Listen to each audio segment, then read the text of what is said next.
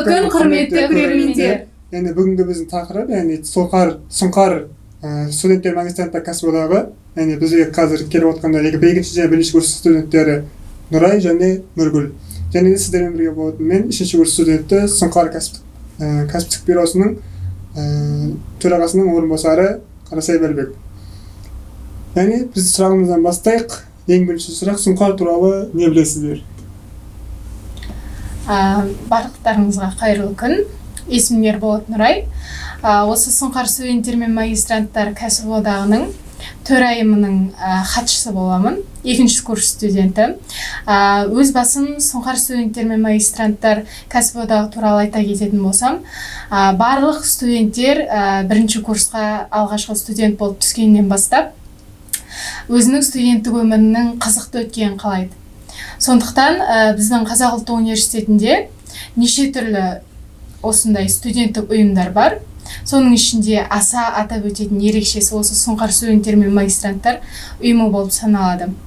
Негізі бұл Сұңқар студенттер мен магистранттар одағын ең алғаш рет біздің факультетімізде 1999 жылы Дәурен ағамыз ашқан болатын. Және осы уақыттан бастап Сұңқар көптеген студенттерге әлеуметтік жағынан болсын, психологиялық, қаржылай жағынан болсын, көптеген көмектер көрсетіп келе жатыр. Қазіргі таңда осы Сұңқардың атқарған қызметтерін атай кететін болсам, 2021-2022 жылдар аралығында оңай жол картасын ұсыну бойынша 168 студентке біз оңай картасын таратқан болатынбыз. Және осы студенттерге арналған картаны табыстау арқылы олар жол ақысына 50% жеңілдік алған болатын. Және де біз Сұңқар тағы да мүмкіндігі шектеулі студенттерге көмек көрсетуден ерекше ең бірінші орында тұрады. Осы жылда біз 27 студентке осылай көмек көрсеткен болатынбыз. Және де аса белсенді болып көрінетін студенттерге біз көмек көрсетіп, түрлі сыйлықтар беріп, спорттық кешендерге және Ыстықкөлге де тіпті жолдамалар беріп жатқан жайымыз бар. Сонымен қатар қоса айтуға кетуге болады. Сұңқардың негізі өзінде де ішіндегі ашылған түрлі жеке клубтар, ұйымдар десек те болады, бар. Олардың бірі қыздарға арналған арнайы Томирис қыздар клубы. Қазіргі таңда бұл клубта негізі 100-ден артық қатысушы қыздар бар, және оларға әрдайым уақытылы түрлі дерлік тренингтер, марафондар өткізілуде. Бұл жердегі басты мақсат ол факультет арасындағы қыздардың, сонымен қатар бір сөзбен айтқанда студенттердің бір-бірімен деген қарым-қатынасын нығайту болып табылады. Және де сонымен қатар Нұрай біз білеміз, Алма-Уис арнайы студенттердің шетелге шығуға мүмкіндігін ашатын арнайы клуб болып табылады.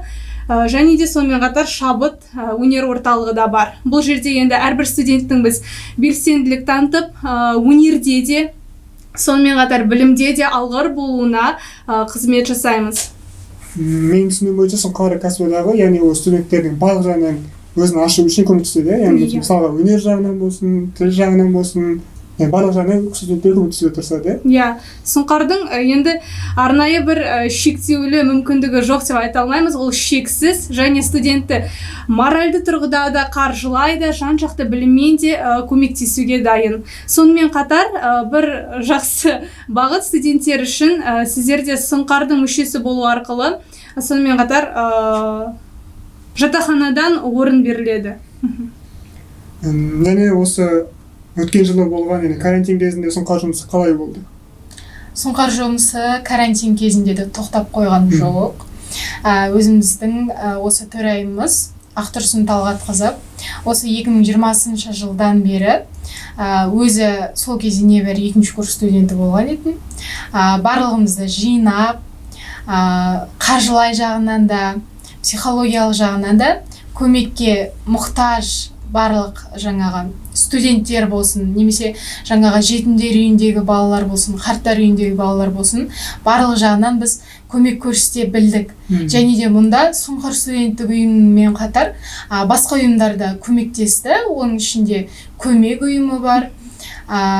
Және осы студенттік ұйымдар арасында коллаборация жасалынып, қазіргі таңда біз көптеген жұмыс атқарып жатырмыз. Және жақын арада осы волонтерлер лигасы ашылған болатын. Ол да осы көмек көрсетуге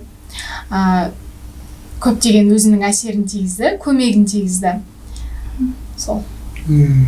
Және осы Сұңқардың жақында ғана мен естуім бойынша Сұңқар академиясы құрылған болатын, сол туралы айтып өтсеңіздер.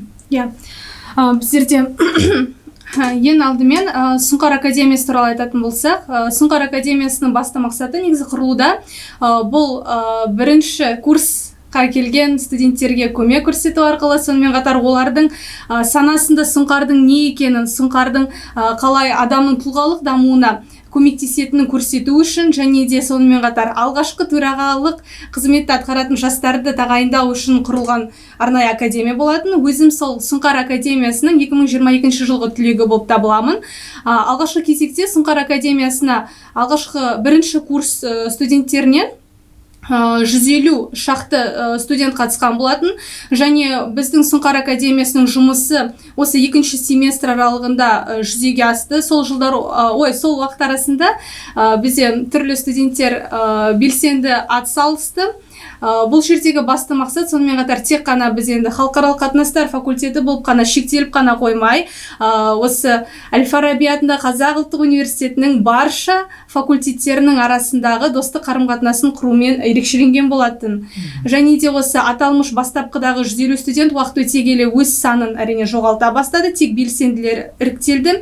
Соның арасында ең соңғы қорытындылау кешінде 6 ғана студентке арнайы Сұңқар академиясының төсбелгісі ұсынылған болатын. Яғни бірінші курстан келген студенттерге оларды өздерін ашуға көмектеседі, және оларды басқа таныс табуға көмектеседі, дұрыс па? Таныс табуға, сонымен қатар одан әрі дами түсуге, арта түсуге көмектеседі. Сұңқар академиясының басты қызметі осы, және осы кезекте мен өзім Сұңқар академиясының түлегі ретінде біздің төрағамыз Бағдаулет Баймаханұлына және де оның көмекшілері, біздің олардың орынбасарларына осы кезекте алғыс білдіргім келеді, сондай мүмкіндіктер үшін. Және айта кететін жайт, осы Нұргүл Сұңқар төсбелгісінің иегері болып саналады. 6 оқушының бірі. Жарайсың. Рахмет қолдауларыңызға. Және осы факультет ішінде қандай жұмыстар атқарылды, сол айтып өтсеңіздер. Жаңа Сұңқар студенттер мен магистранттар одағы туралы не екенін айта кеткенде мен атқарған қызметтерінде қоса кеткен болатынмын. Және оған қоса негізі біз жыл сайын осы бірінші курсқа келген студенттерден болсын, немесе екінші, үшінші курстағы студенттерден болсын, біз жаңаға тізім дайындаймыз. Ол тізім бойынша олар жаңаға ата-анасы жоқ, жетім, жартылай жетім, көп балалы отбасынан шыққан деген сияқты тізім дайындаймыз. Сол тізім бойынша біз оны жоғары Сұңқардың жаңаға төрағасына ұсынамыз. Ол төрағасы оны бекіткеннен кейін біз жан-жақты жаңаға көмек көрсетуге дайындала бастаймыз. Және де кейбір студенттердің жаңаға аз қамтылған отбасынан шыққан студенттер бар. Оларға да біз көбінесе көмек көрсетеміз. Азық-түлік жағынан болсын, қаржылай жағынан болсын, олар ай сайын көмек алып отырады. Және де 5000 теңгенің көлемінде ай сайын ақы төлеп отырамыз. Және де бұл ең басты басқа кәсіподақтардан былай бөліп айтатын айырмашылық деп атап кетсем болады. Яғни факультеттің Сұңқардың факультет ішіндегі ұйымдардың Сұңқардың алға шыққанын білдіреді.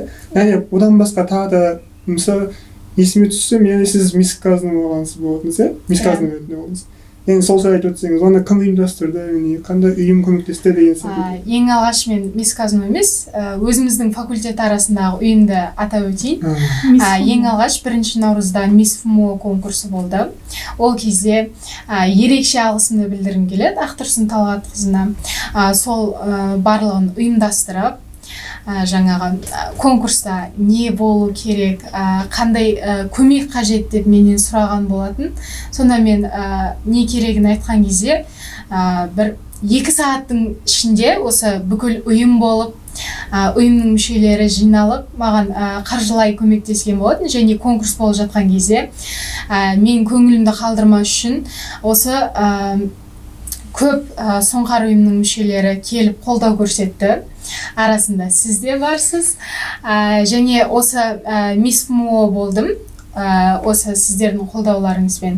Енді алдағы уақытта мисс Казну конкурсы болды. Енді мисс Казну конкурсына дайындық өте жойқын болды, өте мықты болды. Және де мұнда да менің жаңағы группамда оқитын группаластарым, университет, факультет бойынша және осы сұңқар ұйымы барынша көп көмек көрсетті. Енді сұңқар кәсіподағын жаңағы басқа ұйымдар мысалға тек қана студенттерге белгілі бір бағытта көмектесетін болса, бұл сұңқар бірнеше бағытта бізге көмек көрсетеді. Мысалға біз өзіміздің проблемамызды осы ұйымның төрайымына барып айтатын болсақ, ол әрдайым бізге көмектесуге дайын, өзі жанашыр, психолог ретінде, әрі біздің әпкеміз ретінде бізге қолдау көрсетті. Бізді жаңағы барлық жерінен желеп жебе отырады. Нұрай ол бізде факультет аралығында айтады. Яғни университет аралығында айтатын болсаңыз, қандай жетістікке жетті сұңқар? Сұңқардың негізі өзге ұйымдардан бізде айырмашылығы жетерлік десек те болады, бірақ дегенмен де бұл өзге ұйымдармен біздің қарама-қайшылық көзқарасымызды көрсетпейді. Сұңқар керісінше барша ұйымдармен тату, бірақ дегенмен де бұның республикалық көлемдегі жеткен жетістіктері өте мол десек те болады. Мысалға айта кететін болсақ, ол біздегі өткізілген ректор кубогы осы жақында өткізілген болатын, Жолдасбеков атындағы жастар сарайында. Бұл кезекте тек қана біздің осы сұңқардың емес, университеттің де барша факультеттері, сонымен қатар Қазақстандағы біздің танымал жұлдыздар да қатысқан болатын. Және соның бірі демек қойық, және де футболдың атын айтып, мини-футбол. Және де өткізілген мини-футболды да айта кетсек болады, көлемді түрде жүзеге асқан болатын. Және тағы осы естуім бойынша 2021-2022 жылдарға қаратай жаз айында. Сұңқар ол тек қана Қазақстанның республиканың ішінде емес, басқа әлемдердің де ішінде ол орын ала бастады. Ол бірінші орынға жете бастады. Өткенде Ресейде өткен референдум кезінде, студенттер ұйымдар референдумында. Сол жерде сөз сөйлеген біздің сұңқардың төрағасы Бақдәулет Баймаханұлы сөйлеген болатын. Бақдәулет Баймаханұлының арқасында біздерде сұңқар тек республикалық емес, сонымен қатар халықаралық көлемде де құлаш жаюда. Және де осы кезекте біздің Алмауыз жобамызды да айта кетсек болады. Біздің осы студенттеріміздің шетелге шығуға, сонымен қатар біздің университетті, біздің мемлекетімізді өзге шетелдіктерге таныстыруға үлкен бір зор септігін тигізуде. Және біздің қаласы өткеніміз, және ол 2022 дәл қазіргі уақытқа дейінгі сұңқардың атқарған жұмыстары. Ал енді 2022 жылдан келешекке қаратай, келесі біздің келетін бірінші курс студенттеріне қандай оларға сіз тілектеріңіз бар ма, немесе қандай критерийлер болу керек, соларды айтып өтсеңіздер?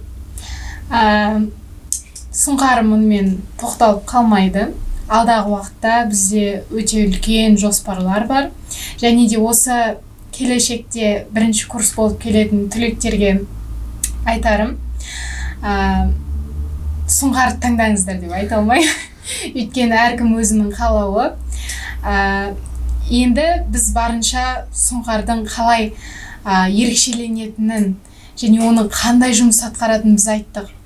Осы түлектер ең бастысы студент болып келген кезінде өзінің студенттік шағын өте қызықты, баянды, бақытты өткізу керек. Соның ішінде мен өз басым осы сұңқар студенттер мен магистранттар одағында болып, өзімнің осы 2 жыл бойы студенттік жылым өте қызықты оқиғаларға толы болды. Мысалға, оқумен шектеліп қана қалмау керек. Тек қана сен сабақ оқып жүрсең, тек қана оқуда бар ойың болса, ол саған қызық емес. Студенттік өмір осындай бір шытырман оқиғалармен, қызықты оқиғалармен де ерекшеленіп отырады. Сондықтан дұрыс жол таңдай білу керек. Және де ол үшін бізге осы кәсіподақтар көмектеседі. Және ерекшелігі тағы да сұңқар ол тек қана ұйым емес, ол бүкіл жаңағы халықаралық деңгейде де болсын өте үлкен рөл атқаратын кәсіптік бюро болып саналады, бюро.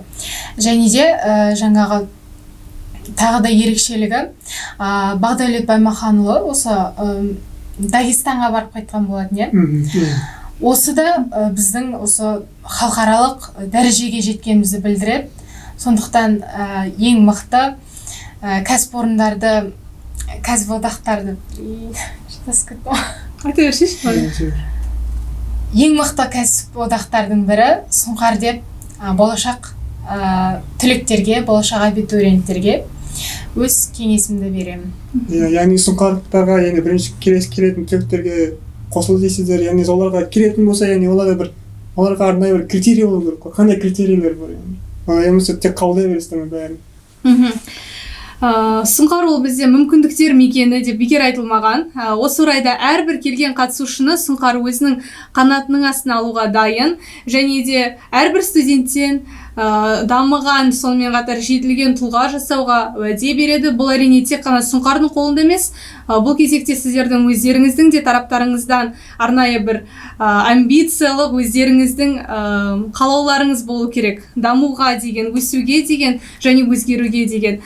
Ал Сұңқар тек қана осы мүмкіндіктерді сізге көрсете біледі. Ал енді осы Қазақ ұлттық университетіне келетін түлектер сіздерге Сұңқар ұйымы қандай екенін сіздерге айтып өтті. Екі қыз, Нұрай және Нұргүл. Яғни барлық шешім өздеріңізде, яғни барлық қалауларыңыз өздеріңізде, яғни өздеріңізді дамытқыларыңыз келсе, өздеріңізге жақсы таныс тапқыларыңыз келсе, яғни Сұңқарға келдіңіздер, Сұңқарға қосылдыңыздар.